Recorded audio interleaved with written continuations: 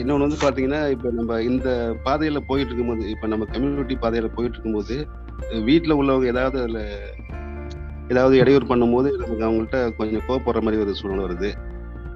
அப்புறம் வந்து அவங்க தான் நம்மள வந்து பின்னுக்கு இழுக்கிற மாரி, நம்மளோட முன்னேற்றத்துக்கு பின்னுக்கு இழுக்கிற மாரி ஒரு சூழல் எனக்கு மைண்ட்ல ஏற்படுது. அது சரியா, தவறான்னு தெரியல. இது எல்லாத்துக்கும் பெரும்பாலான மக்களுக்கும் இருக்கக்கூடிய ஒரு விஷயம் தான். பட் அதாவது இப்போ வந்து பொதுவாக வந்து நம்ம நெகட்டிவாக பேசுகிறவங்ககிட்ட இருந்து முடிஞ்ச வரைக்கும் தள்ளி இருக்கலாம் அப்படிங்கிற மாதிரி நம்ம பார்ப்போம். பொதுவாக கம்யூனிட்டியில் அப்படி தான் பேசுவோம். பட் அப்படி நெகட்டிவாக பேசுகிறவங்க நம்ம ஃபேமிலிலேயே இருக்காங்கன்னா நம்ம என்ன பண்ண முடியும் அப்படிங்கிறது ஒரு காமனான ஜென்ரிக்கான ஒரு கொஸ்டினாக இருக்கும். ஆக்சுவலாக அது வந்து நெகட்டிவாக பேசுகிறாங்க அப்படிங்கிற மாதிரி நம்ம எடுத்துக்க வேண்டாம். பொதுவாக என்ன அர்த்தம், எதனால் நம்ம கூட இருக்கிறவங்க வந்து நம்மகிட்ட நெகட்டிவாக பேசுகிறாங்க அப்படின்னா, அவங்க நம்மகிட்ட இருந்து எதிர்பார்க்குற விஷயங்களை நீங்கள் ஒரு லிஸ்ட் எழுதுனீங்க, உதாரணத்துக்கு 21 எழுதுனீங்க, அல்லது ஒரு கேன் சார்ட்டில் நீங்கள் போடுறீங்க அப்படின்னா அதில் வந்து ஆரஞ்ச் ஜோனில் இருக்கிறது கூட ஓகே.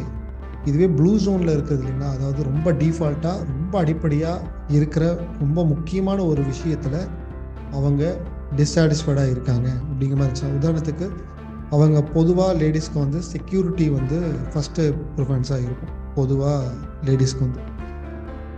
ஓகே, ஸோ அப்போ வந்து அவங்க செக்யூரிட்டி அப்படிங்கிறது ஃபினான்ஷியல் செக்யூரிட்டியாக இருக்கட்டும் அல்லது வேறு ஏதாச்சும் விதமான செக்யூரிட்டியாக இருக்கட்டும். நிறைய செக்யூரிட்டியில் நிறைய டைப்ஸ் இருக்குது.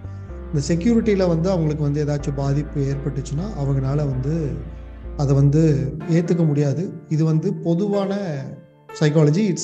இட்ஸ் மை பர்சனல், என்னோட லேர்னிங்லேயும் என்னோட எக்ஸ்பீரியன்ஸ்லேயும் நான் கற்றுக்கிட்ட விதத்துலேயும் வச்சு நான் சொல்கிற விஷயம். ஓகே, ஸோ அப்படி இருக்கிற பட்சத்தில் எப்போ வந்து அவங்களுக்கு அந்த ப்ளூ ஜோன், அதாவது அடிப்படையாக தேவைப்படுற ஒரு ப்ளூ ஜோனில் வந்து ப்ராப்ளம் இருக்கோ, அப்போ வந்து யாராக இருந்தாலும் பெசிமிஸ்ட்னா என்னென்னா எப்போவுமே நெகட்டிவ், எந்த ஒரு விஷயம் நடந்தாலும் அதில் நெகட்டிவ் பார்க்குறது வந்து ஒரு இயல்பான ஒரு விஷயமா இருக்கும். பட் நம்ம வந்து அதை வந்து ஃபோக்கஸ் பண்ணாமல் இப்போ நம்ம எப்படி வந்து அந்த ப்ளூ ஜோன் என்னங்கிறது ஃபஸ்ட்டு கண்டுபிடிச்சிட்டு அந்த ப்ளூ ஜோனை எப்போ வந்து நம்ம பாசிட்டிவாக மாற்றி காமிக்க முடியுங்கிறதுக்கு தகுந்த மாதிரி பொறுமையாக மெதுவாக கொஞ்சம் கொஞ்சமாக ஸ்லோவாக அதை வந்து அந்த இடத்துக்கு நம்ம வித் அவேர்னஸோட அந்த ப்ளூ ஜோனை நம்ம வந்து டச் பண்ணி அதில் நம்ம அவங்க சாட்டிஸ்ஃபை பண்ணுற பட்சத்தில் any person will become and ஆப்டிமிஸ்டிக்னா என்னென்னா, தப்பாகவே நடந்தாலும் பரவாயில்ல, அதிலிருந்து நல்லதை பார்க்குறவங்க.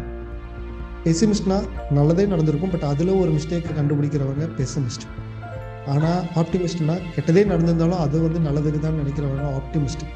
ஸோ எந்த ஒரு பெசிமிஸ்ட்டும் ஆப்டிமிஸ்டிக்காக மாற முடியும். அப்படி மாற்றுறது நம்ம கையில் தான் இருக்குது. அதுக்கு மிக முக்கியமான விஷயம் அதுக்கு தான் அந்த கேஎன் சார்ட் வந்து சப்போர்ட்டிவாக இருக்கும். அந்த கேஎன் சார்ட் வைஸில் நீங்கள் எழுதி பாருங்கள். ஃபஸ்ட்டு எழுதி பார்த்துட்டு என்ன வந்து எதிர்பார்க்குறாங்க, எதில் வந்து அந்த ப்ளூ ஜோன் என்ன, அதில் நம்ம என்ன குறை வச்சுருக்கோம், அது எவ்வளவு டைம் ஆகும், அவ்வளோ டைமில் வரைக்கும் நம்ம என்ன மாதிரி ஹேண்டில் பண்ணணும் அப்படிங்கிறத நம்ம ரெடி ஆகிட்டோம்னா அட்லீஸ்ட் நம்ம அந்த வலியவோ அடியவோ தாங்கிக்கிறதுக்கு நமக்கு சக்தி கிடைக்கும்.